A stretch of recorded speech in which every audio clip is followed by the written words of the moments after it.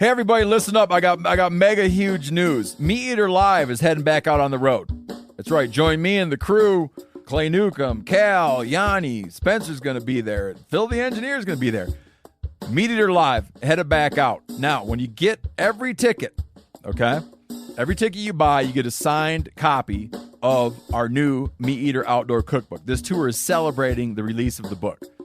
Buy a ticket, get a signed copy, Meat Eater Outdoor Cookbook, wild game recipes for the grill, smoker, camp stove, and campfire, which I'll point out is a $38 value. Here's where we're going to go. April 23rd, the Mesa Art Center in Mesa, Arizona. April 24, the Balboa Theater in San Diego. April 25, the Grove in Anaheim, California. April 27, the Crest Theater in Sacramento. April 29, the Union in Salt Lake City. April 30, the Egyptian in Boise. May 1, the Wilma Theater in Missoula. May 2, the Bing Crosby Theater in Spokane, Washington. May 4, Revolution Hall in Portland, Oregon. And May 5, the last day of the tour, Pantages Theater in Tacoma, Washington. For tickets and more information, visit the events page at themeateater.com. Hope to see you at the show. Hey, this is Tyler Jones, and you're listening to The Element Podcast.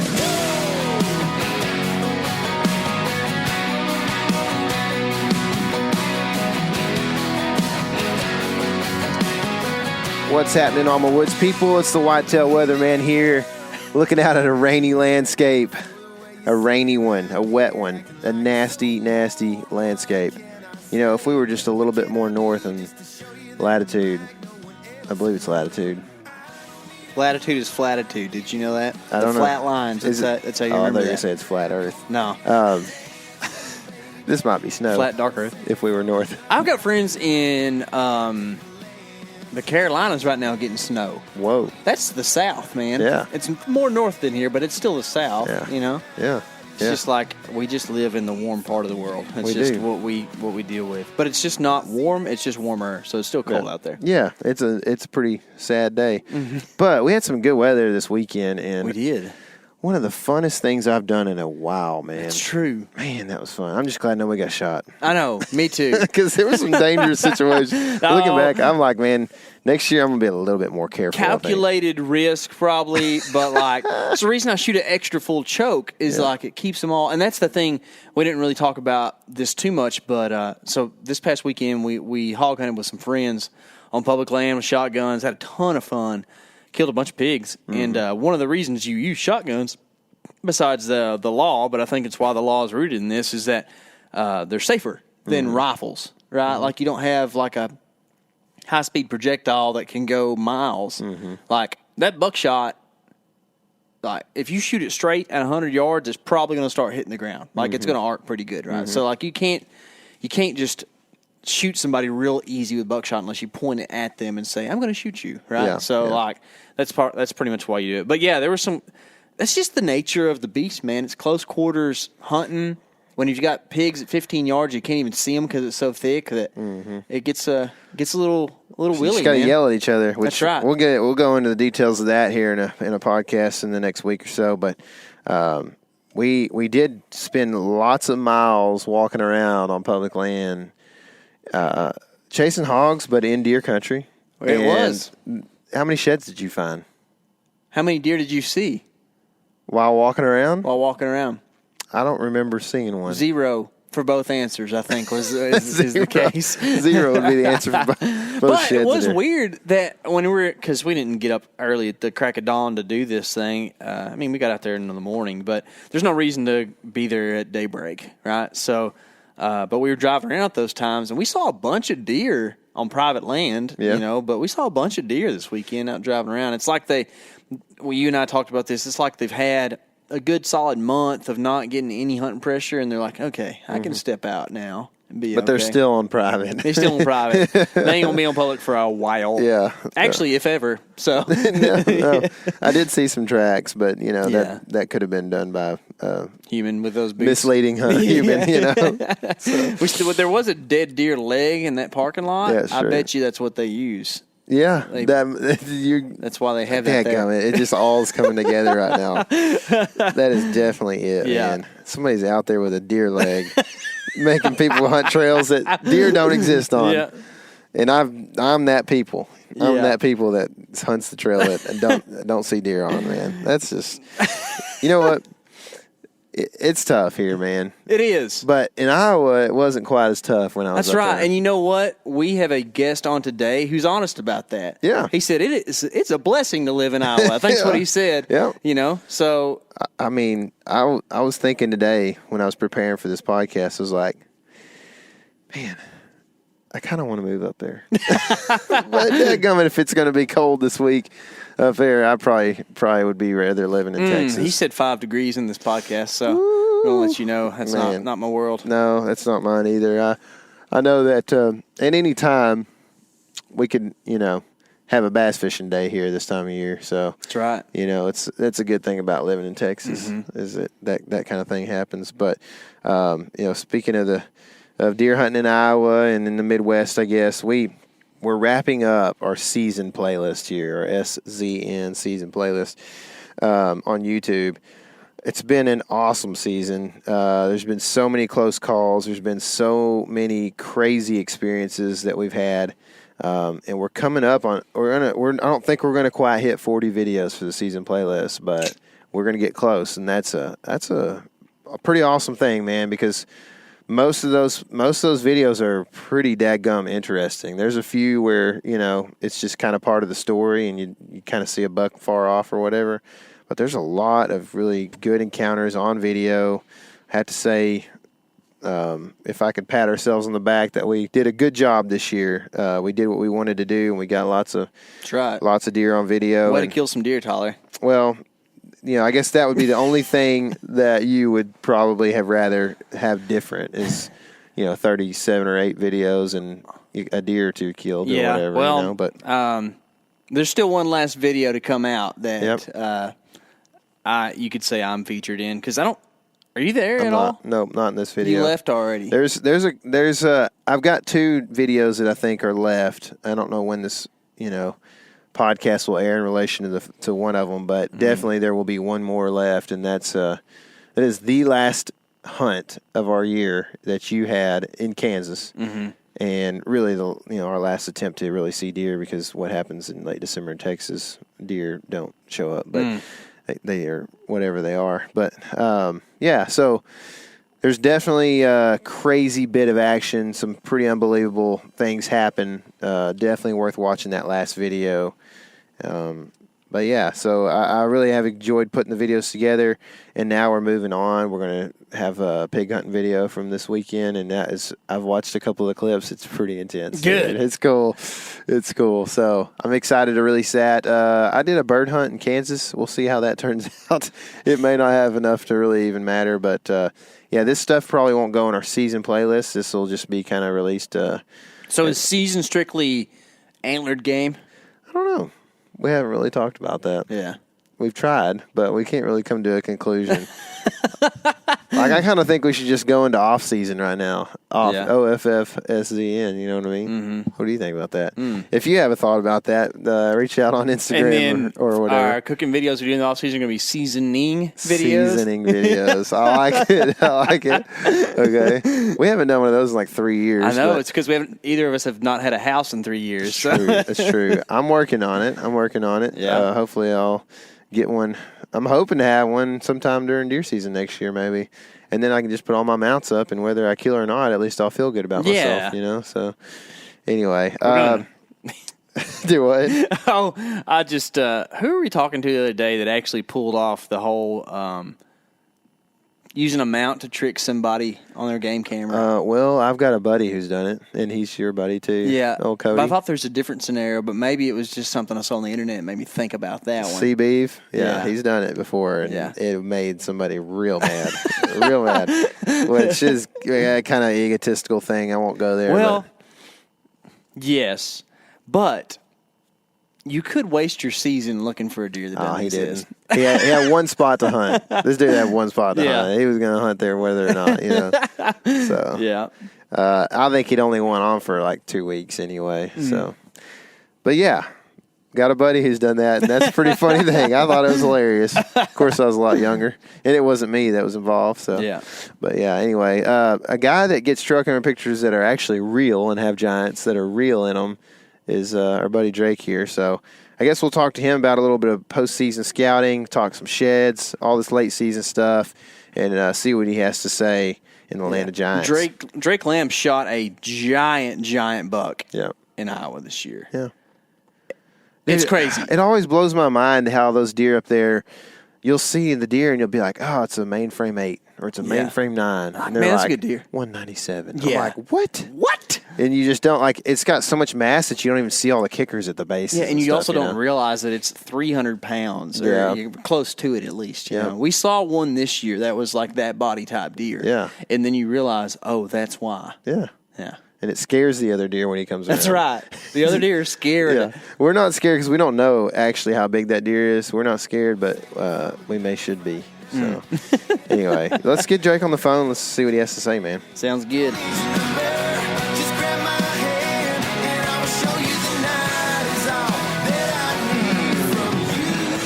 All right, so now on the phone we've got Drake Lamb with Midwest Whitetail. Drake, what's going on, man? What's good? Hey, just another day of scouting, pretty much. Yeah, that's another good. day of off season. Another day we can't deer hunt. Dude, no kidding, man. That's kind of a hard feeling. What's wild is that you say another day that we can't deer hunt. And having the option during deer season is definitely like a cool feeling. But for you, from what I understand, there's a lot of days that you pretty much know, like, hey, I ain't going, like November 7th, I ain't going to be deer hunting. I'm going to be videoing. You know what I mean? Because that's Bill's favorite day, right? Yeah, pretty much. I mean, you can count on it. If I'm the guy filming Winke, he's going to be in the tree. Yeah. November 7th. I mean, yeah, it is the day of days, I guess.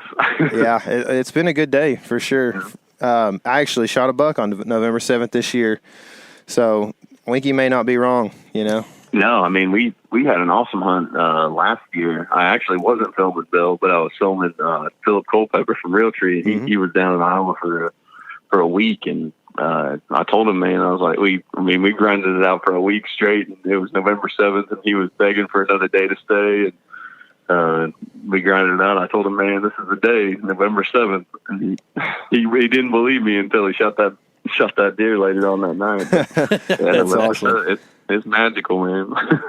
Yeah. So you obviously are very busy during deer season. So what is that like? And I don't want you to get fired here or nothing, but like, what is it like to go and know that, most of November, the best month to be in the whitetail woods, you're probably going to be videoing somebody or just straight up working, I guess you'd call it, in one way or another. Because, a lot of guys that are as fanatical about deer hunting as you are might choose a different profession where you don't have to work as much during November. But this is kind of the lifestyle that you've chosen, at least right now. Talk about what that's like, man.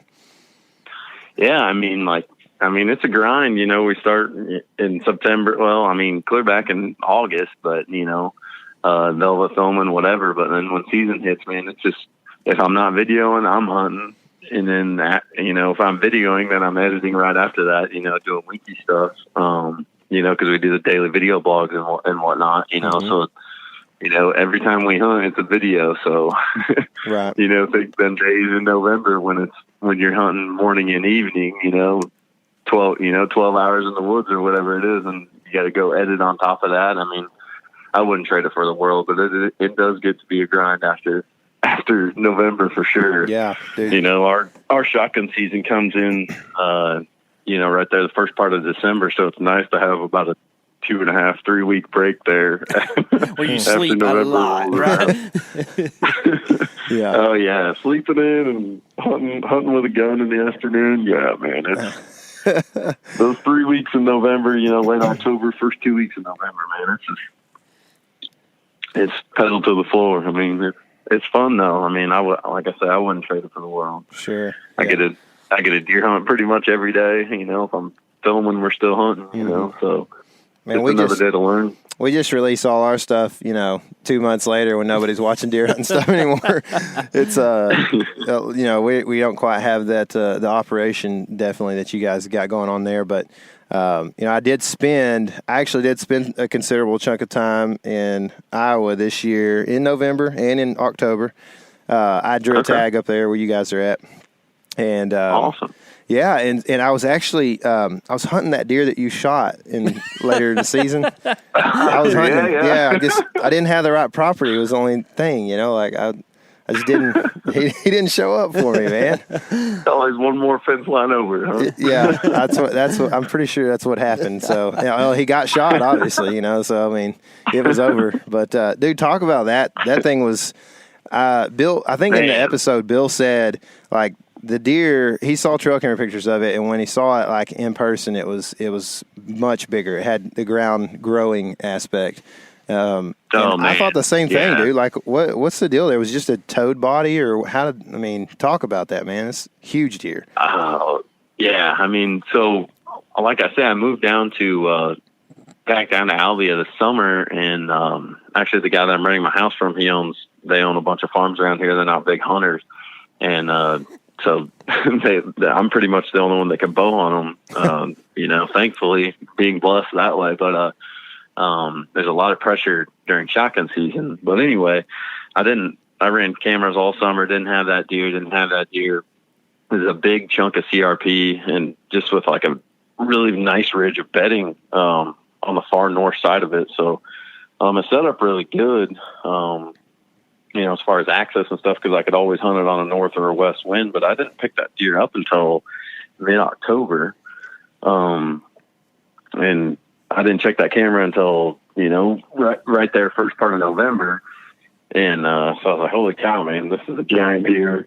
We thought he was 70s, right in there somewhere, like just a tank of a deer, wasn't going to pass him, hand out number one that I had. And, then late October, Winke starts hunting quite a bit, so I'm just like, man, like I got this deer, he's in daylight. He was just there all the time. And, I ended up tagging another deer right there November 4th. So that was my bow tag for the year. And I was actually hunting a different property. But, just decided to put my tag on that deer. Didn't have many days to hunt. We were videoing. And we actually just got back from Northeast Iowa when I tagged out. And I didn't have any regrets about it, but I kept running cameras on that farm, and that deer was just daylight. October 29th, November 3rd, November 4th, November 5th, November 6th. Daylight. I had him on a straight back in there on the bedding, and I didn't check that camera until probably the 15th of November, and he was just all over it. It was eating me up. Not bad. And all these days, he's daylight, and here I am, wind on him and everything, and just couldn't, But I kept running cameras through the shotgun season, and I knew a big group pushed the neighboring piece more than a few times, or they were going to be, and so I thought, there's no way this deer's going to make it. We got almost 2.5 weeks of shotgun season, and I don't know, it's probably different for y'all down there, but like up here, we can push with shotguns. So you got a big group of 20 dudes walking through timbers, and you got another group of 20 guys on the other side of that timber waiting for every single deer to run out.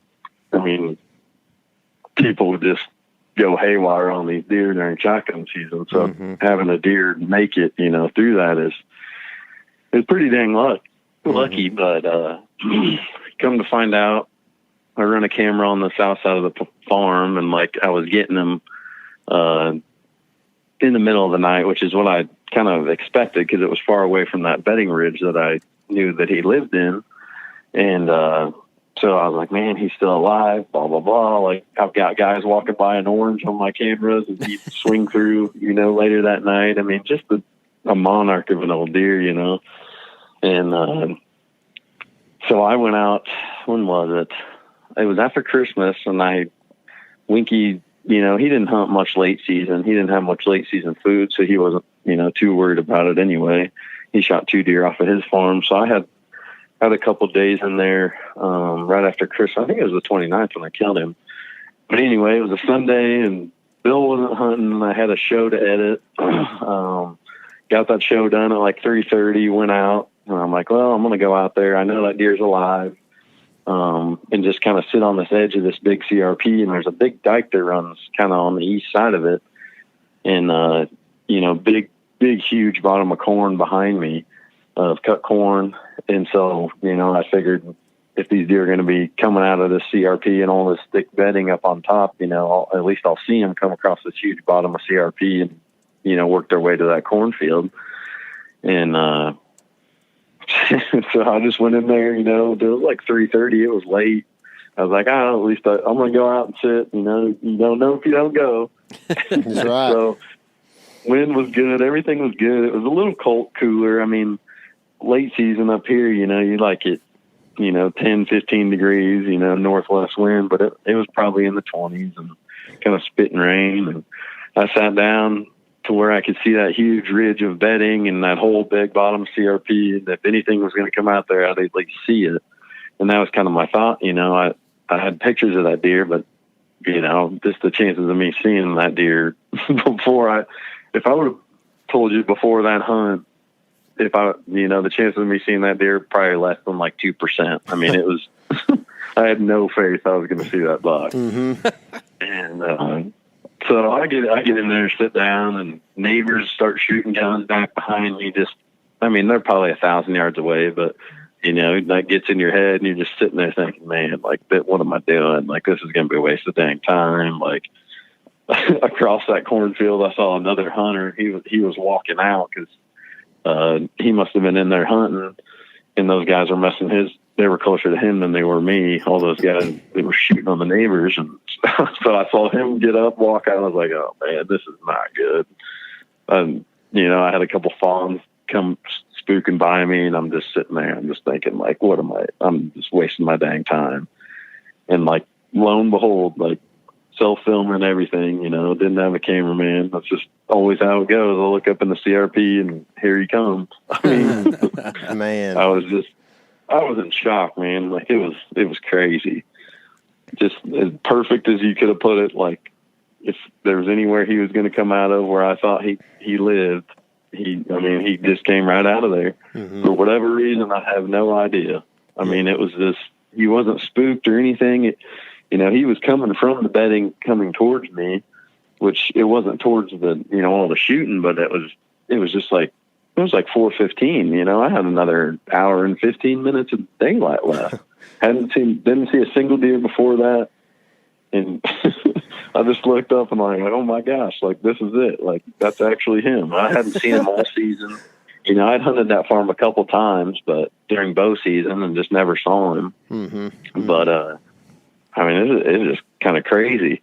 Yeah. But, he came across that field, and for whatever reason, I'm trying to get him on the camera and get my muzzleloader up and get on him, and he's going through kind of all these trees that are in front of me, and he's like closing the distance, 100 yards, 80 yards, 65 yards. Couldn't get on him with the camera, and for whatever reason, he just stopped right out there in the middle, and then he just beelined right towards me. Like, it was the craziest thing, like, that I've ever been a part of deer hunting. The deer like that. He closed the gap and came. I think I shot him at like 20 yards, 15, 20 yards. Oh my goodness. On the ground with a muzzleloader. It was insane, man. It was a night.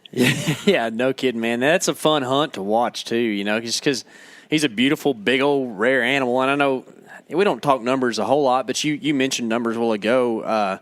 Y'all thought he'd go mid 170s or something. Where did you ever put a tape on him to see what he actually came out to?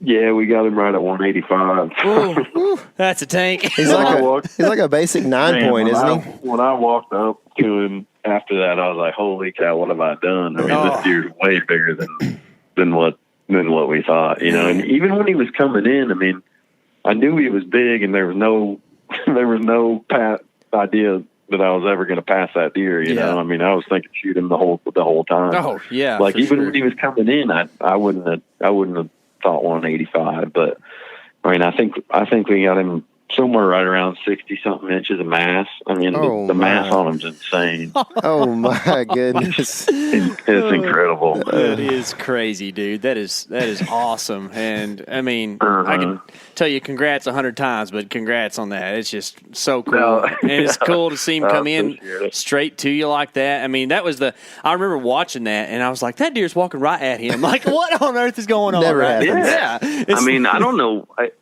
don't know.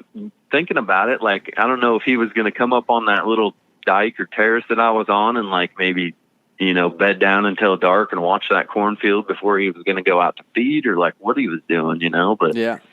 I mean, it was crazy that he was up on his feet that early. Yeah, yeah. And come to find out, some guys that I know that live around here, they hunt the adjacent property to the west, which is where all the thick, good bedding, like it's old cattle pasture and cedar trees and just nasty, gnarly stuff. And they saw that I shot that deer, and he's like, "Hey, man, I know that deer all too well. We got the sheds of him from last year and tons of trail camera pictures of him all year."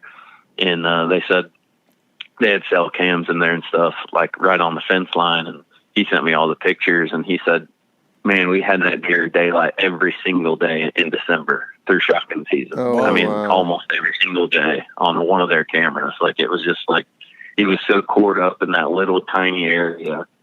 I mean, probably less than, I would say his core area was less than probably 40 acres, 50 acres probably. Wow. Yeah. I mean, after it, it's cool to kind of put the pieces together after the fact, and I didn't know that those guys hunted that property, and and I'm kind of friends with them, so it's kind of just cool to put those pieces together. But they said that property got ran shotgun hunting by a group of like 15 guys at least 3 different times, and they said that deer, like, he would circle back every single time. Like, so I don't know if he was just running circles around those guys, watching them come in or what. But I mean, we think he's 6, at least 6. Yeah, he could be 7. I mean, it's just crazy. He'd seen the shotgun routine a few times and knew what to do, huh?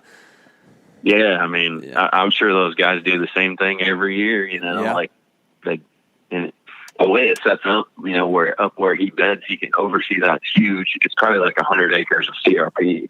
He can sit up there in those cedars and watch that whole bottom and watch anything coming from, 3/4, almost a mile away. Wow. So, I mean, it's kind of cool to put those pieces together and be like, man, like that's where I thought he lived the whole time, but I never got up in the bedding because it was just never worth it. Yeah, sure. I think I went back there a couple weeks ago just because I had to figure out where those guys are getting pictures of him. And so I went up in there into all that bedding. I didn't really care if I blew out deer, because I killed the one that I wanted.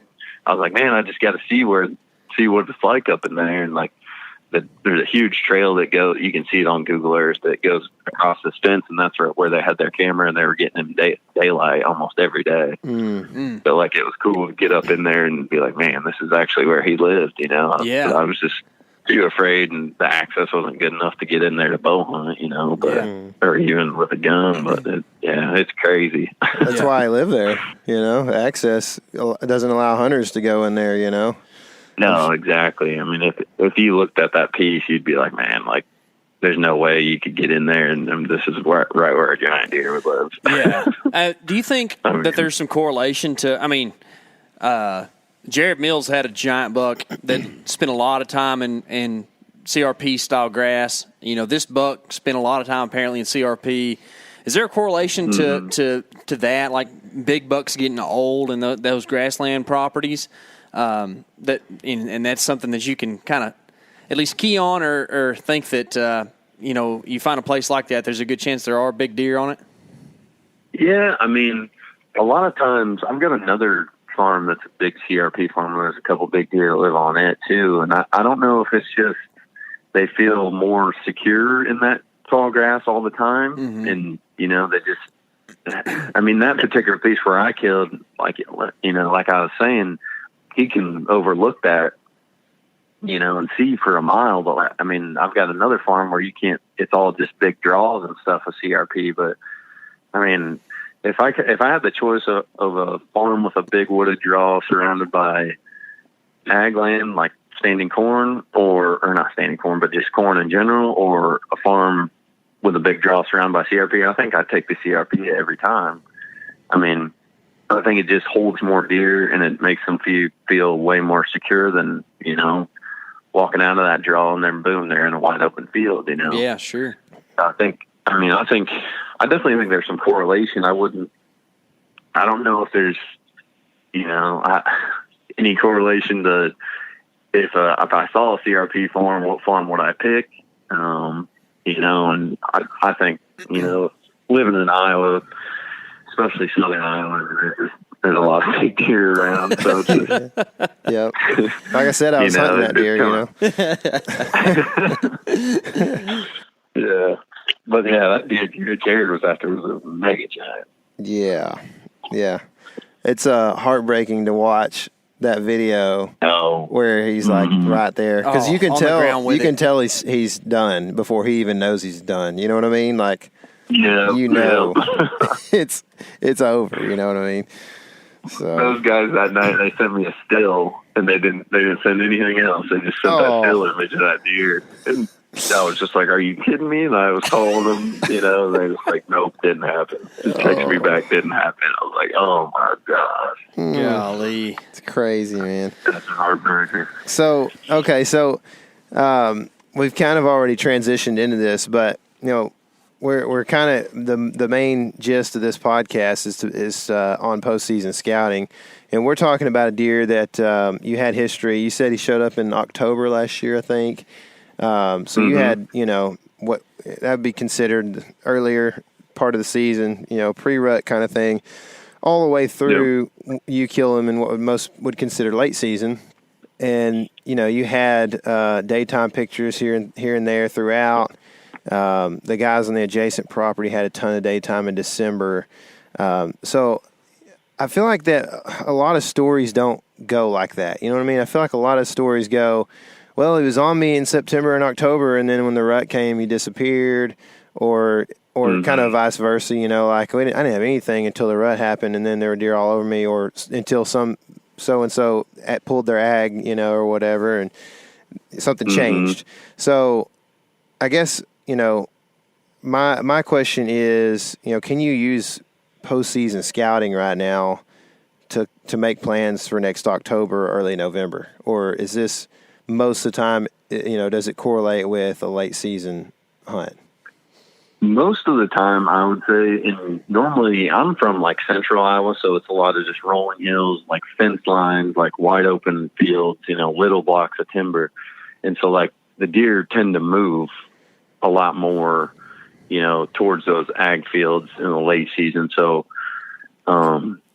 like scouting now and scouting for early October is like kind of two different things. But down here in southern Iowa, there's so much more timber that I think, and this deer was an exception because I think he was so old, and like Winke, you'll hear Winke say 1,000 times, the older they get, the smaller their home range becomes. And I think that was a more than true fact with this deer. But as far as, you know, scouting late season, it just depends on, I think, what your farm is like.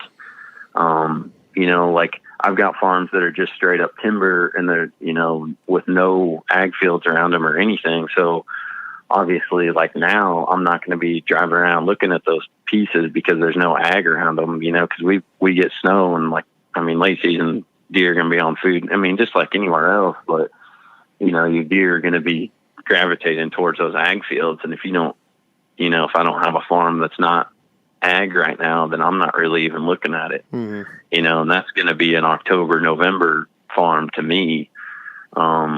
Whereas like a farm that has a cornfield right next to it that I can hunt, that's going to be where I'm scouting right now. So I think, you know, I don't know. I mean, it kind of depends, I guess, where you're at. So I guess I got a question. What about those farms that are just straight timber? You say that they can hunt well in October and November. Why is that? Are deer just able to find browse in there, and would they prefer to live there as opposed to near ag most of the year? Well, yeah. I mean, like those farms, they're loaded. I mean, anywhere in Iowa, pretty much, if you got timber, you got oak trees. And so, I mean, there's tons of browse for these deer, you know. And I think, you know, September is about when the acorns start dropping around here. And I mean, they can last, you know, all the way through December or whatever. It just depends on how many deer are there. But so basically, I mean, during the rut, all those deer, I mean, anytime pretty much are going to be in that timber, you know. So you hunt those bedding areas within that big block of timber. Yeah. What does that bedding look like I mean, in timber? Is it cedars or what is that? It once again, it depends, but a lot of times if it's a big block of timber, it's just straight hardwoods, you know. You know, not very thick. So you've got you've got one big top ridge, and then you've got all these ridges coming off of one ridge, essentially. And that's where your bedding's going to happen, is out on those little points of those secondary ridges. I don't think about ridges much, you know. It's like we don't have ridges here, you know, really. So like, but the funny thing is, hunting in Iowa this year, I spent quite a bit of time on ridges. I actually should have killed on a ridge on a piece of public one morning, and my camera, the deer stopped at like 18 yards, and my camera just completely nosedived on the camera arm. It was the head wasn't locked in, you know. And I tried to fix it because the deer was staying still and it was windy. He had no clue I was there. And so I tried to fix it. And by the time I got it back up on him, he started coming right at me and like saw my bottom step and then followed him up to this giant blob like 13 feet up in the tree, you know, and just ran off. But like that, I did, you know, I have no clue how to hunt ridges, and I just, you know, listen to guys like you and try to figure it out and relate what I know about deer and how they want to move across any particular landscape, and it worked. But my tag has been used, and I won't have that tag again for like 5 years. So here we are. I'm back to like never remembering that a ridge is something you can use in deer hunting. So well, maybe I'll go in 2021, and then you know, we can do ridges every 3 years. There we go. There we go. Yeah, there you go. Yeah, that's cool, man. So, I mean, like, me and Winke went up to northeast Iowa, and up there, I mean, it's like bluff country. So, I mean, it's like these huge ridges. Like down here, it's kind of big rolling hills, and like up there, I mean, it's just like drop offs. Like, and so like up there, it's a little bit easier to kind of pinpoint where those deer are going to move, because it's so up and down that, like, if you got two ridges connecting, you know, you got a little ditch here, a little ditch here, they're gonna round that every single time. You know, they're not going to go across that huge ditch. They're going to go around the head of it. And so, like, we started hunting the heads of those ditches, you know, where two ridges meet, that big top ridge. I mean, and I've never hunted up there, and so it was cool to hunt like that, and just be like, oh, well, here's a ridge, and then this is, you know, we're going to sit at the head of it, because they're going to come around the head of it every single time, you know. So they're diving off 20 feet, you know, 20 feet down and another 20 feet up, they're going to come around the head of it. So, I mean, it just totally made sense. Yeah. And, you know, I got to the point where you could look at the topo map and be like, okay, boom, like, that's where they're going to come around that. They're not going to go down in that, you know. So, I mean, it starts to make sense the more you look at a map. But anyway, that's a whole nother thing. No, is that something that you'd go, like, say right now, if you got a new, say you get a new property, would you look at the map and find those places and then go ground check them, or do you feel pretty confident that you just go in there and hang and hunt and be able to you know, find deer moving that way there? I mean, I'd definitely get in there to scout anytime I could, you know. I mean, but I got 5 different farms, permission farms this summer, so we tried to, you know, learn them the best we could in the summer, which is, you know, the deer really aren't doing the same thing, obviously, but you know, kind of where I ended up killing my bow buck, we went in there in August, and I was like, man, I want to be down on this creek, because there's all these draws that come down to one big creek, and I knew it would be like a big funnel spot during the rut. And so I told Tyler, he was my intern, and I said, man, I'm like, let's go in there. You know, we just got permission on it. I don't want to be messing around during October or September. You know, let's go in there today. We'll go look. And actually, the tree that I killed out of is the tree we picked out in August. That's we cool. scouted that. Mm-hmm. I mean, we hang and hunted that morning. But like, yeah, I mean, if I could pick out a tree every time, before I go hunt, I'll do that. Yeah, for sure. I'm fortunate to hunt a lot of permission private ground, but I mean, it's the same deal on public ground. Mm-hmm. So, somewhere around the time that, I don't know, probably like you'd probably call it like late March, April, after deer have shed their horns, and then like later on towards the summer, somewhere in there, like it goes from postseason to preseason, right? So like the preseason, I always associate that with extreme heat because we do most of it in Texas, but I'm sure it's the same up where you guys are at, and so they're just completely different aspects, right? You got leaves everywhere and bugs and stuff, and one is like enjoyable walking, and you can see forever. So what do you feel is more important? Can you place like a heavier importance on preseason or postseason, or are they equally important and they just serve different purposes? I mean, I think they definitely serve different purposes, but if I was, in my opinion, I would say late season scouting, just because you can get into those areas. I mean, here again, like here in Iowa, like right now, is a perfect time to go scout because we've got 4 inches of snow on the ground. So, I mean, not only are you going to see trails, obviously, that have been used all season, but like you're going to see where they're at right now. As to where you go in the summer preseason, you're like, okay, well, this is a big trail, but are they using it right now, or did they use it late season and it's just still matted down? And then again in the preseason, you hate to go into those big bedding areas and those high density areas that you're not going to go into during the bow season. So, I mean, you hate to go in there early, but it just depends on how early. But, right now, shoot, we can run through everything you got, and blow through those areas that are, that you've stayed out of all bow season. I mean, I would say, in my opinion, late season scouting would be more beneficial just because you can see where your deer were, less than a month ago or, 2 months ago or right, where they are right now. Yeah. And that helps us shed hunt too, obviously, which is a big thing here, but. Yeah. So you said the other day that you actually went out and did a little bit of this on that property that you killed the big buck on. What were you trying to accomplish with that? Was it strictly kind of out of curiosity, trying to figure out what he was doing, or were you going in there to kind of look at the bigger picture and I don't know, maybe, well, I guess there's two parts to the question. Do you think that another big buck will move in there and kind of fill his role?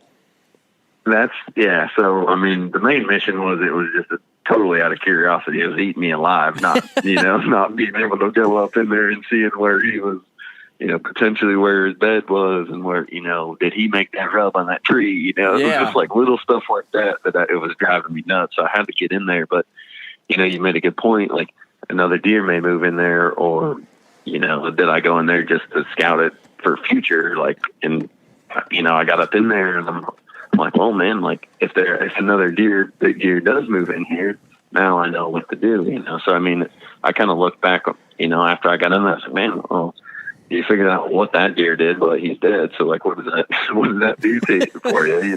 I mean, it's just a little bit of peace of mind, but now I know, like you said, if another big deer were to move in there, I kind of, maybe I kind of have a little bit more of a plan of how I could maybe get in there in, say the first week of November next year. Yeah. And how to access and stuff like that. So yeah, I mean, it definitely did me good on both ends, It gave me a little peace of mind. And if a big deer were to move in there, and I walked around and I was thinking, what tree would I be in? How can we get in here and not blow out every single deer? I mean, it helped out quite a bit. I've definitely got a way to access it from, and it's going to be another mile walk, but I have a way to access it on the southwest wind where I probably won't blow out that many deer. And if, say a big deer does move in and he's doing the same thing that this deer did, I've definitely got better beat on how to kill him. Yeah. I think Did you than get what I did before that. Did you find some big rubs that you thought were his in that supposed bedding area? Yeah, I mean, there are some giant rubs on some cedars, and I don't really think that it's not every giant buck makes a giant rub, but there were some giant rubs in there. You know that it was just cool. It was kind of eerie feeling, I mean, there wasn't a day that I didn't think of that deer. Since I got him on camera in October. And so it was just like, man, this is where he's at, but he's not alive anymore. He's dead. Yeah, that's a weird feeling, isn't it? It was kind of it was weird being up in there just because I never went up in there just because I was always afraid of bumping that deer out. Yeah, yeah. But, well, so, okay, so you've got, you guys definitely are blessed to live in Iowa and have, you chase giant deer, but, obviously, or honestly, old deer are a very cool thing to be able to chase too, and a very unique thing. Not many people have the opportunity to chase deer that are 5+, what most people universally consider as being a mature deer. And so for the guy that is chasing the 3-year-old, he's looking for the 3 to 4-year-old, in other words, he'd be satisfied with that. Not necessarily that that's what he's after, but if a 3-year-old walks through, he's getting shot. I think that like you said earlier, Bill says that the older they get, the smaller their range gets. So a 3-year-old is going to have a pretty large, home range and probably like a ton of testosterone and the willingness to go and just travel and find does, because he's not the baddest dude in the woods, but he's pretty bad. And you know what I mean? Like, he's going to have a big range probably. So, so I guess I'm saying all this to set up this question. Some of these properties, I feel like maybe in your country, you're talking about deer that will transition to ag in a pretty hard way late in the season and may not even use these timber ridges and what you would think of as properties that are more like that October, November property. So are you able in postseason scouting to determine, do you ever go looking for, hey, here's a property that in early November when the rut's kicking pretty good, this is a property I could kill on, but nothing here is fresh. I mean, do you ever see that as something? I mean, and I don't even know if you're particularly interested in shooting 3 and 4-year-olds anymore now that you're, shooting monsters, So, but I'm just saying, if you were, would that be a viable tactic, And how would you do that too? Yeah, for sure. I mean, I've got 2 different properties that are like that. Like right now, it's a ghost town. I mean, it's not even worth me really running a camera because I know all the deer have moved, a mile or 2 over into the ag. So right now, I mean, there's really nothing there. But like back when, during season, like you say, when the oaks are plentiful, whatever the situation may be, standing green beans or corn, like I know there's going to be deer in there. So, I mean, we can definitely see it up here, just because of deer density and sign lasts all year long pretty much here. But I mean, you can definitely go into those areas and be like, man, like, even though there's no deer in here right now, this would definitely be a spot I could definitely kill in November. Yeah. I could see a buck cruising this ridge, cruising this, bottom side of this big ridge, this doe bedding area, looking for does, or scent checking that ridge, or I mean, there's definitely farms like that. Even on public land, right now, a lot of and I'm not huge on public land, but I have hunted it in the past. But like right now, the public land's ghost town, but in early October, that's going to be loaded up. Yeah, yeah. So. It's weird, if you go in there now and you're walking out like, man, there's no sign, there's no fresh sign, there's no deer in here, but you got to look at the bigger picture, you got to think, man, what are these deer going to be doing early October when our season opens, They're going to be in here eating all these acorns, they're going to be in here eating this natural browse that's on the lake, like whatever the case may be. I mean, I don't think you can write off a farm, just because right now there's no deer on it, or no sign, no fresh sign per se. Yeah, you can still see trails and stuff like that, though. That, like I said, I don't know what time of year maybe you could clarify this, but what time of year typically do deer just like out of the timber, off the ridges and close to ag? I mean, right now. I mean, January when it gets super cold. Yeah, January. I got you. Late December sometimes. It just depends on how cold it's been. Like this year, it's been pretty cold, and which may shift the deer to living closer to the ag, obviously, than way back in those big blocks of public land timber or whatever the case may be. They shift off to go to private to have food, but I think that change happens, somewhere first of January, late December. If you have a farm like that. But is there any way or any type of sign or any feature like topographically or what type of ag there is or whatever that you could go, like say you knew that, hey, I got 5 points coming this year, and this is going to be the year, and I really want to make it up to Iowa a couple times. Like, should you head up there to postseason scout and like be looking for signs that show you that it's a hotbed for bucks, like in October? Like, there's a bunch of like old scrapes here, or a bunch of big rubs on these trees.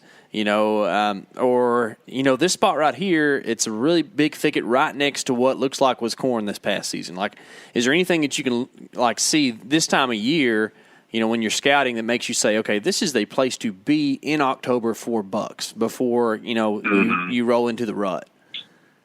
Yeah, I mean, if I was doing that and I was walking out of the public piece, tomorrow to scout it for November next year, I'm walking in there, I'm looking at trying to find buck beds on, secondary ridges, a lot of times bucks will bed, obviously with the wind at their back, overlooking like a big draw or overlooking, the creek or overlooking a bunch of stuff, because they always bed, with the wind at their back and they can see everything in front of them. And that's why I bet on those little secondary ridges. But, a lot of times a buck bed will have, there'll be a down tree and then there'll be, 3 or 4 little rubs right around that bed, or, I mean, you can even go in the summer here in Iowa and find buck beds in the summer on those same little ridges. I mean, I'm looking for scrapes, big community areas, that are going to be hot spots in November, late October,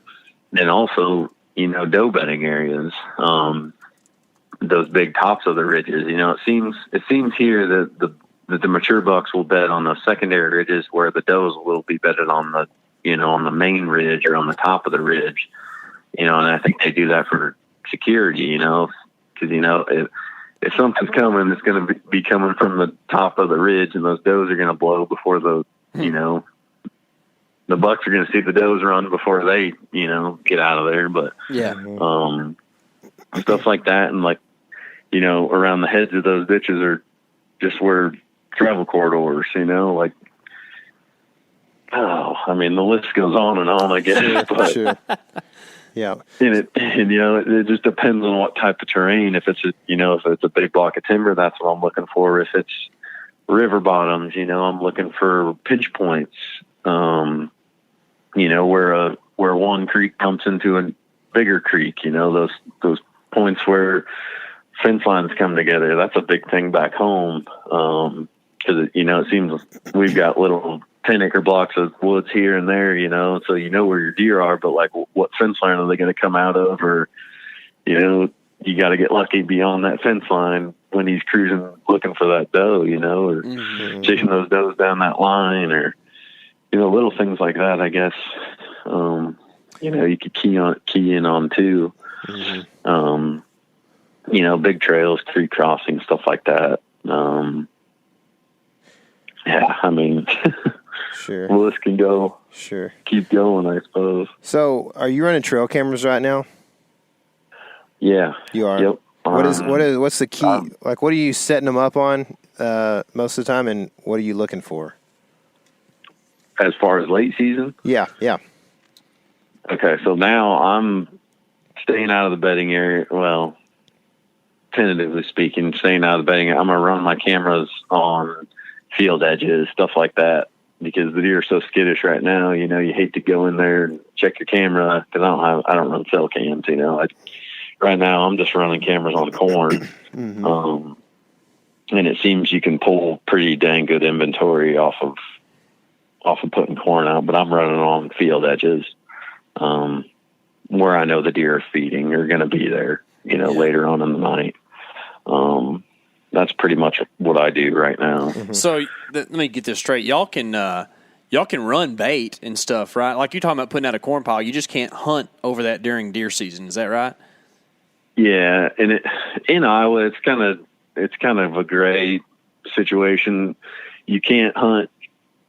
I think it's got to be gone for like 10 days or something before you hunt over it or something. Yeah. So it's like Bill does, you know, Bill will run corn for 3 or 4 days in one area, see what's there, and then he'll backtrack, you know, because those deer, we have a high enough deer density to where if you put out 50 pounds of corn, I mean, it's going to be gone in 3 days. Yeah.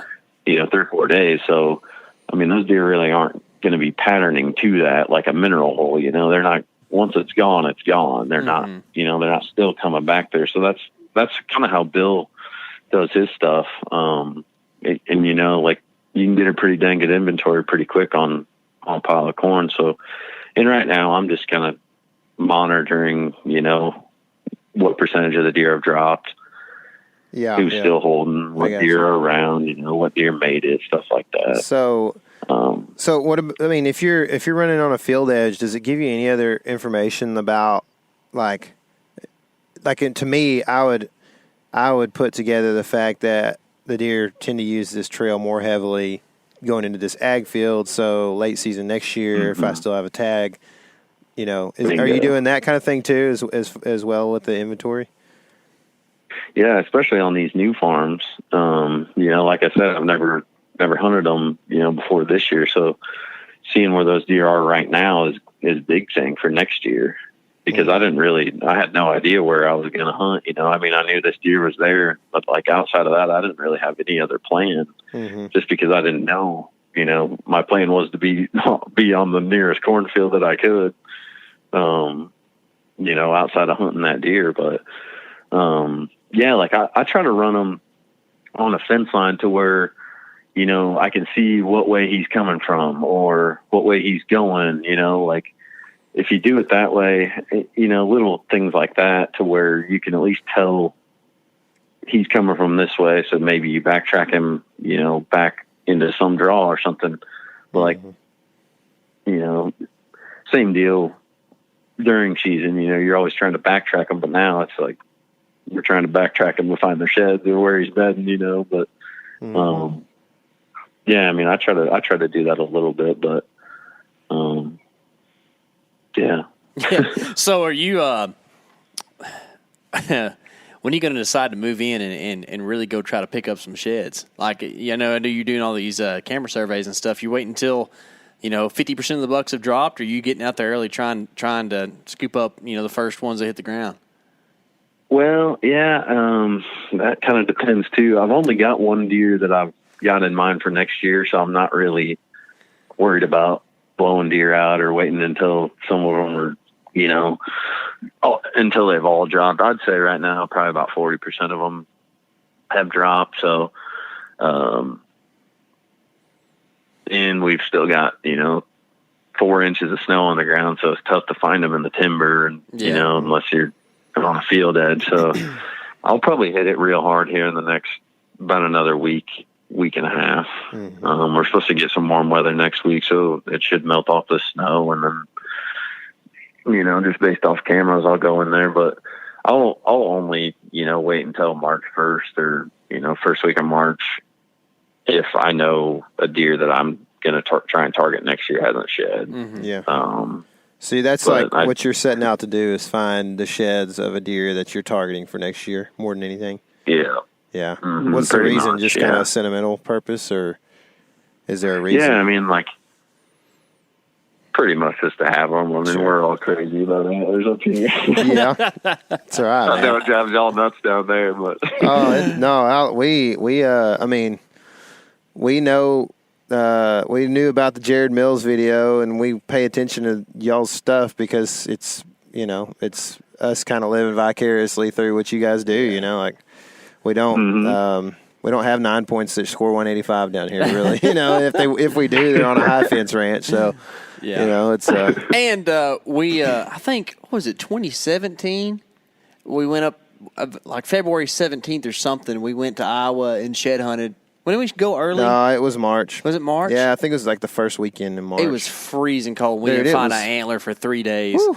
So Yeah. it was tough. We spent all our time on public, and I guess they get hit pretty hard. I don't know, but you would have thought that we'd find something, you know. But it was we had some. I mean, no, that first week of March, man. Normally that's about when everybody, you know, goes for the most part. Yeah.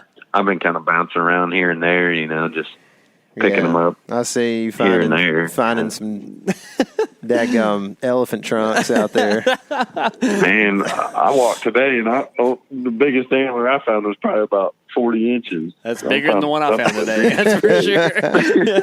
We actually, we did I don't think anything hardly at all around us is, Everything's got their everything's antlers, holding here. And they usually do until about, and definitely till March. But like we have, you know, I had a big buck that I've chased on public the last like 3 years.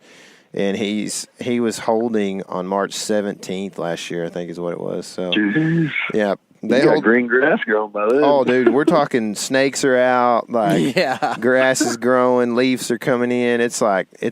I mean, down here, it's pretty ridiculous. Things are just weird down here. Last year, turkey's not deer by that point. Yeah, no kidding. Last year we had a really, really big buck for our area. You know, probably breaching the 150 mark in mid-February, and he was like nose in a doe's rear end, like straight up, just smelling her hard. You know, and it's like, what is going on with it? And like we no doubt have that like mid-November rut, you know what I mean? But like it's also just so moderately temperate that I guess they just kind of feel frisky here and there along the way, you know. So anyway, so what about so for a guy that's out there looking for sub 40-inch sheds, what's the best tip you got for finding sheds, man? How are you doing it? Oh man, today it was luck of having size 14 boots. I'll tell you that. There you go. You stepped on it. I been big. I stepped on a couple. I have dreamed of that, dude. I've dreamed of that for years. Never stepped on one. I did it twice today, but I mean, today wasn't a good day to shed hunt. It was super sunny. I mean, I think that's the number one thing that I like that I would go on shed hunting. Like, if it's sunny out, I mean, it's so much harder to find them, I think. Well, they're not moving on a sunny day usually either. That's the issue. I've found at least. That too. But like, yeah, I mean, if it's sunny, you're squinting anyway, and I'll take a cloudy day every single time I go shed hunting. You wear specialized shed glasses or anything? No, man. Colored lens or anything? I won't even wear, on a sunny day, I won't even wear sunglasses because I think it just messes me up. It gets in my head, you know.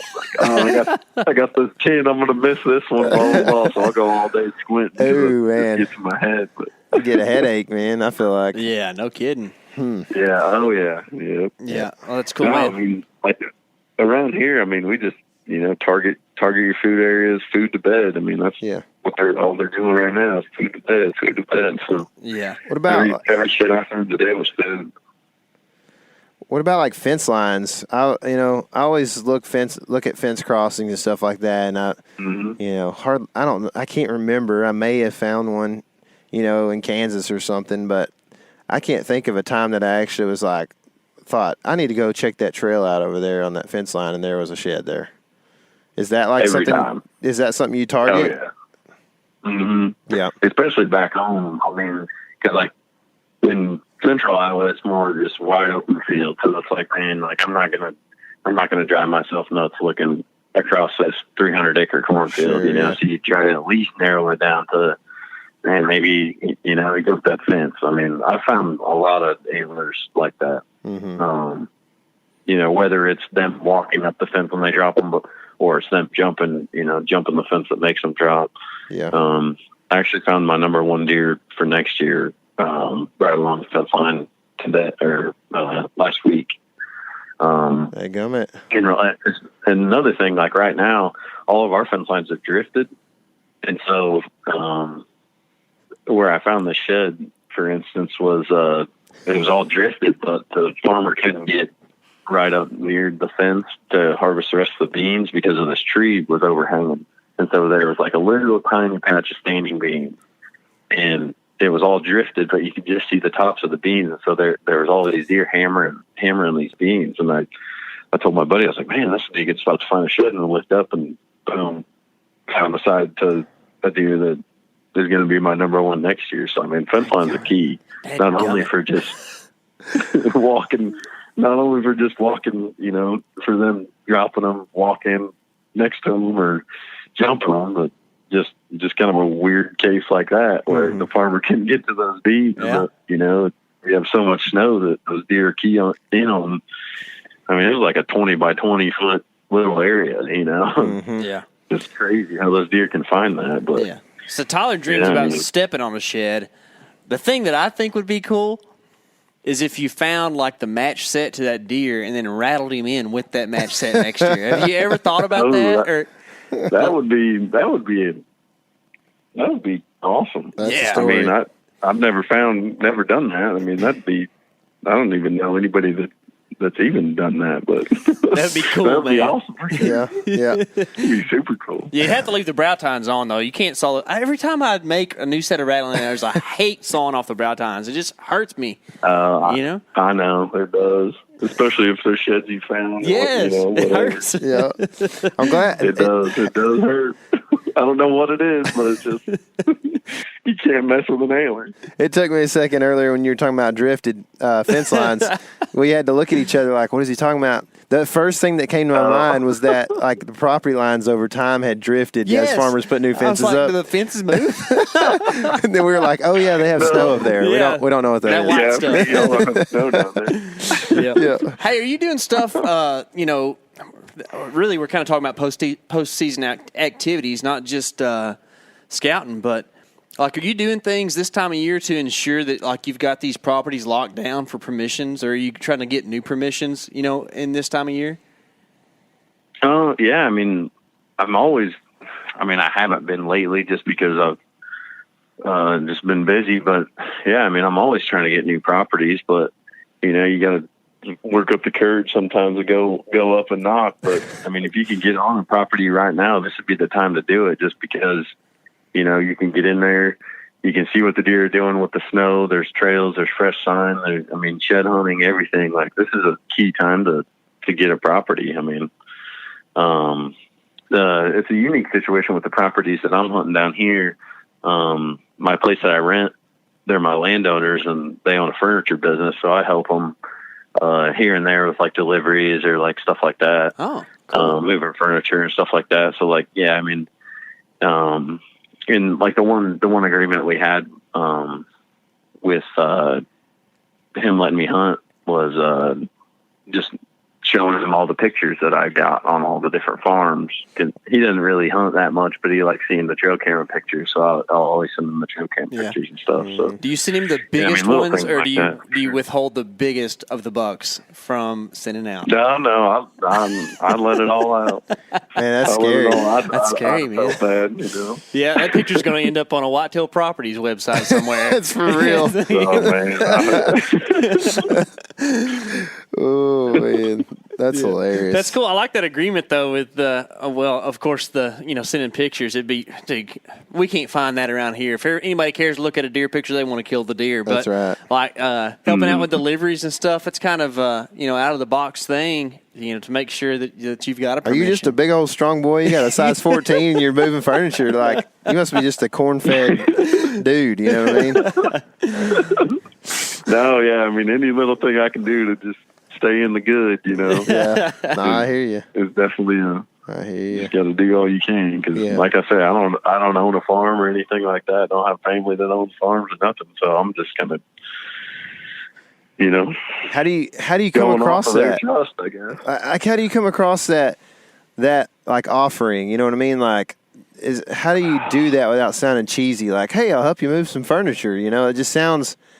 really pitchy. I mean, is that just what you go for, or how does that work? Well, this situation is a little bit different. So I lived down here when I was an intern with Midwest Whitetail, and so the house that we lived in when we were interns was owned by the same family.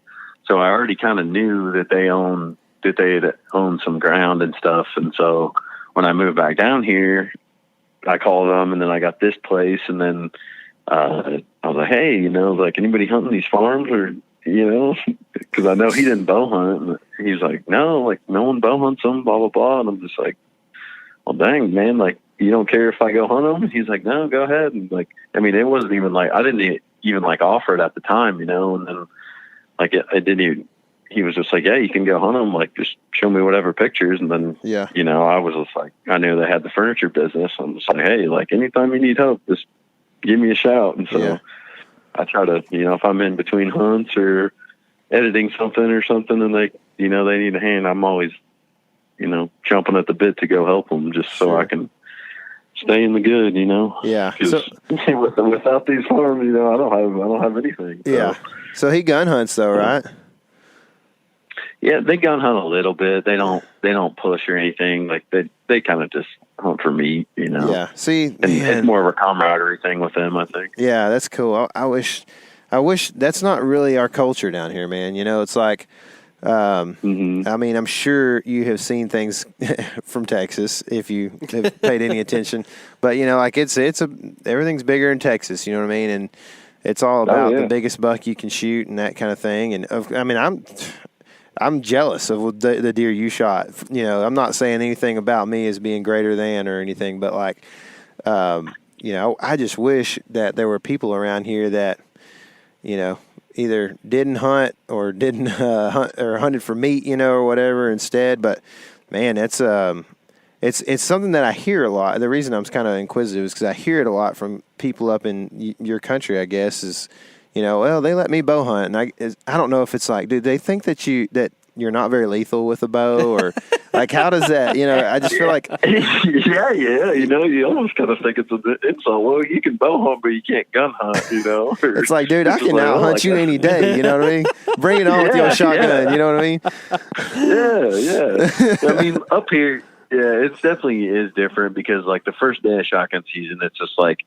You got your whole family, you got your aunt and uncles, blah, blah, blah. Everybody gets together the night before deer season and, it's a big party or, it's more of a camaraderie thing up here, I think, than anything. Yeah. And there definitely is a lot more shotgun hunters overall than probably bow hunters, I don't know. It's probably something like that. But like, there's a lot more guys that just go shotgun hunting and that's it. Yeah. Whereas me, like I'm bow hunting and I'm gun hunting, I'm doing everything I can, but like there's a lot of people that just go out for shotgun season and that's it. And so like shotgun ground is a lot harder to come by. Than bow hunt. I mean, bow hunting ground every year is getting harder and harder, I feel like, but sure. It's definitely easier and, they probably feel more safe. You're not out there slinging lead around and shooting guns, whatever the reason may be. I feel like landowners, just feel a little bit more safer with one guy bow hunting, whatever. Yeah. Makes sense, man. And, I definitely see that like camaraderie side of things. 'Cause what y'all shotgun season is like 3 weeks or something like that. Is that right? Yeah, pretty much. I mean, it's split up into 2 seasons, but yeah. Yeah, it's something that happens for a short period of time, and it's like everybody's got to get out and get this thing done. Get the freezers filled. For us, it's like gun season is high powered rifles, and it's a marathon. It's like it's literally a 2-month season. So, it's not a big like opening day of the season is opening weekend is somewhat a big deal still, but like. It's if you don't, tag out opening day, then you've got 2 months to get it done. So I can see how like, there's more of that camaraderie effect around y'all's gun season for sure. So. Oh, for sure. I mean, I used to go with a big group back home and, back home you can surround the timber with 20 guys and kill or at least kick out every single deer in them. But it's just fun, you get up and go eat Perkins in the morning and drink coffee and just kind of mess around, and then you surround the timber and go push it with 20 dudes. I mean, it's fun. Yeah. It's definitely an Iowa thing, I'll tell you that. Oh, we get it. We do the feral hog version of that down here. Actually just got done doing that this weekend. That's so much fun. Yeah. That'd be sweet. Dude, yeah, you ought to come down next year, man. It's actually a great off-season activity for you, you know, because you won't find any sheds. No sheds, and it's like 55 or 60 and sunny during February. I mean, I'm sure you're not interested in that at all. Hey, it's better. It's about to be 5 degrees. Oh my goodness! Don't be talking like that. But yeah, if we had 20 guys, boy, we could kill every hog. But we went out with 4 guys and killed 9 hogs in a couple days. You know, it's a same kind of thing. You know, pushing them with shotguns and buckshot, and it's a lot of fun. It's a blast. You're right, man. There's something about that, like just team hunt kind of thing. It's just fun, dude, and you like laugh and you enjoy good food together. You know, it's just, and don't get me wrong, I love the solitude of a tree stand, but you know, having both of those in your life is a good thing. Yeah, especially after bow season. You know, for me, from September 15th to the first day of shotgun season, December 1st or whatever. You know, if I'm not filming, I'm hunting. So, I mean, every single day that I can, I'm in the tree. And then by shotgun season, I'm just ready to freaking get out there and run after them and just chase them all overhead, you know? Yeah, I know it, man. That's cool. So do you feel like that, are there days when you sit in the tree for yourself during the season that, like, you don't feel, you know, it almost feels like burdensome because you've been in the tree with somebody else for the last 3 do you still have that like childlike, man, and this is like awesome, I'm finally getting to sit here, you know, kind of thing going on? Oh, every single time. Yeah. I mean, if I'm filming, it's a little different, but if I'm hunting, it's just like every single time I'm like that. I mean, it never gets old. I mean, the waking up and, you know, getting ready and getting there sucks. That gets old. But like as soon as I'm like climbing up into the tree, you know, it could be 20 degrees or whatever. I'm just like, I'm like a little kid in a candy store every time. I mean, you know, some guys say you get burned out or whatever if you hunt too long or hunt too much or whatever. But I mean, I don't know. Maybe I'm just crazy, but I ain't got burned out yet. Yeah. I mean, if I keep Pop-Tarts in my stand, I'm good to go. You know what I mean? As long as I got Pop-Tarts, I'm okay. Oh yeah. You got to have some Little Debbie's or something. Yeah, for sure. Well, cool, 100%. Man. Well, we appreciate you doing this and spending time with us, man. I know you're a busy guy. What's the best way for the listener to connect with you, man? Instagram, I guess, is mine. Kind of the only thing I run. I dabble in the Facebook, but my Instagram is dlam32, and that's, you know, kind of, I post whatever we're doing. If we're shed hunting or if we're finding deadheads, or we'll be turkey hunting, and I'm go down to Realtree here the first or second weekend of March, so we'll be on the road turkey hunting for 2 months. So that'll be fun. I'm looking forward to that. That's another grind, but I love killing turkeys. So yeah, it's pretty fun, man. So 32, is that your sports number or something like that? Yeah, that's just been my number for everything since day one, I guess. What sports did you play? I played soccer and I played basketball. All right, dude. That's cool, man. Kind of two different. Yeah, you don't normally have a guy on here who played basketball and soccer, and those are the two. I bet you there are some cold soccer games in Iowa. Oh, soccer's a spring sport, right? So like, it's a spring sport, yeah. You're starting for the most part. It's not cold, but it's March, April. But I mean, it snowed in March. It snowed in April before. So it snowed on us in October up there. You get snow for like 7 months a year up there, October to April, however long that is. That's 7 months. Yeah, pretty much. Golly. Pretty much. And then in summer, you know, it's 100 degrees and humid. But I mean, y'all know all about that. Yeah, for sure. Well, cool, man. So we'll link to all that. We'll put the Instagram on there. We'll link to some of the videos and stuff too, especially the one with the that tiny buck you shot this year. And then we'll Yeah. and then man, I just want to wish you good luck and safety on that turkey trip, man, that you're taking. 2 months is a long time to be out there. I'm sure you'll be needing some coffee and stuff like that. So. Oh man, yeah, I appreciate it. It's a grind, but yeah, wouldn't trade it for the world. Awesome, man. Well, thanks for spending time with us, and good luck this spring, man. Yeah, appreciate it. Anytime, boys. All right, see you, Drake. So how is it that Drake sounds almost like he has a little bit of a southern accent? You know that restaurant he said they go to? Which one? And he said whenever they push deer, Oh, and yeah. they go to that restaurant. I bet you they serve chicken fried steak and sweet tea, and he absorbed it through that. It's like an osmosis type thing. I got you. Yeah. That's what it was. Yeah, it's just weird, like so how that happens. But I know, man. I like it. Yeah, me too. I like it. Me too. It sounds familiar. He's just a good old dude, man. He had a pretty good season this year. He did. Goodness, man. He did. He shot 2 really good bucks. Yeah. One of them was a giant. The other one was a really, really big deer. Yeah, it was. And that's one of those deer that, like, he's going to kind of fool you a little bit like we were talking about earlier. Like, he's not the most massive, but that doesn't mean... I love the fact that you just said that. The most massive is a really good headline. But, like, he's still going to have a lot of inches, man. Yeah. He's a big buck. And either way, anytime you watch Drake shoot something...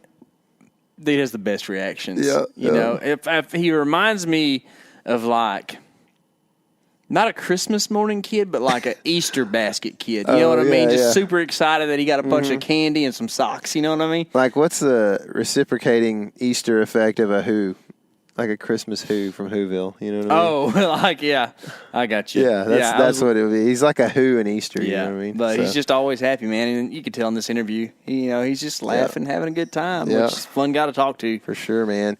So we talked a lot about the postseason scouting stuff in this episode, and we're actually doing a series right now in this postseason that's called Map Scout Challenge. A lot of you guys have seen it. A lot of you guys have submitted dots, pins all over the place.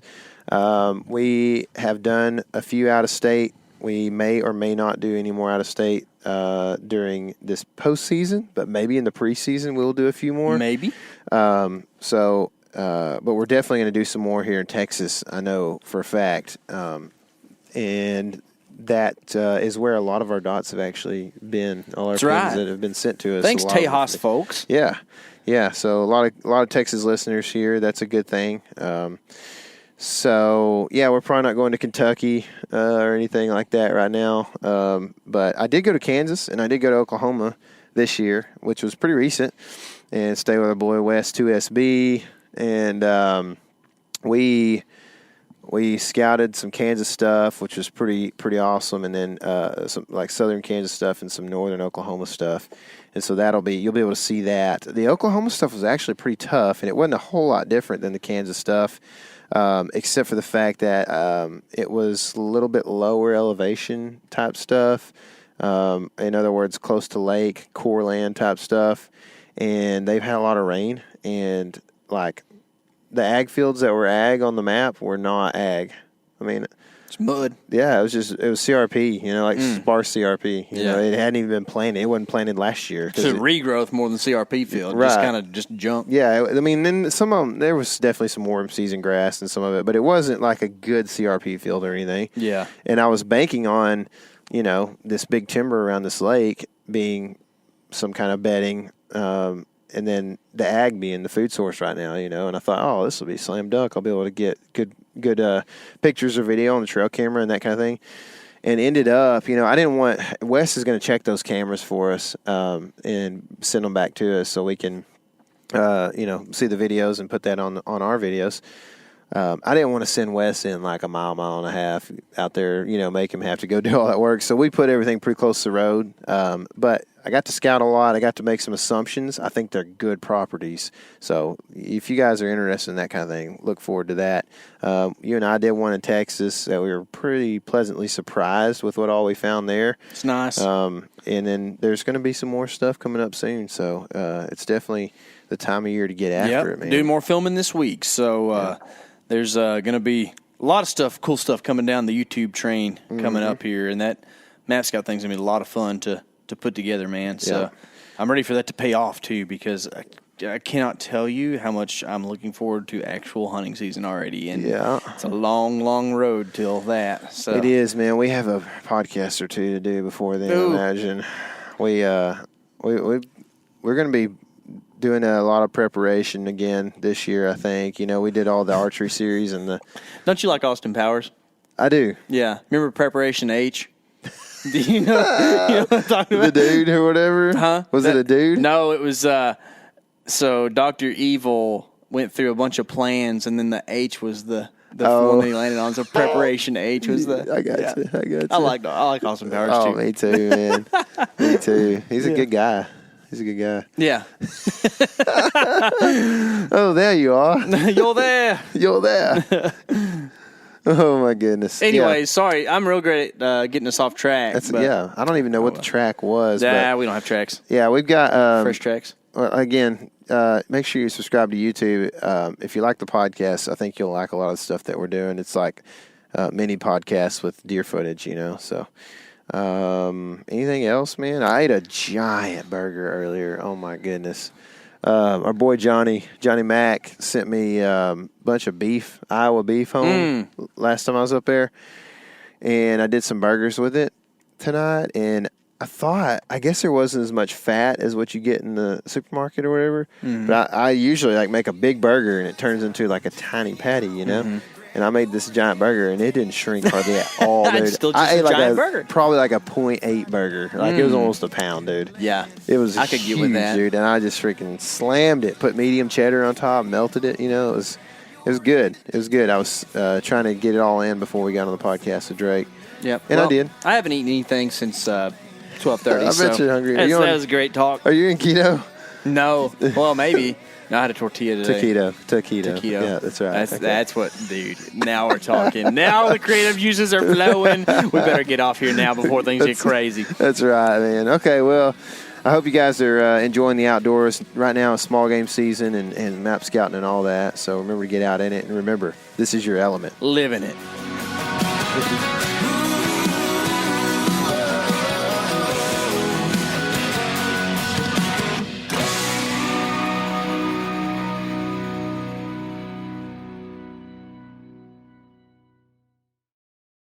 Hey everybody, listen up. I got mega huge news. Meat Eater Live is heading back out on the road.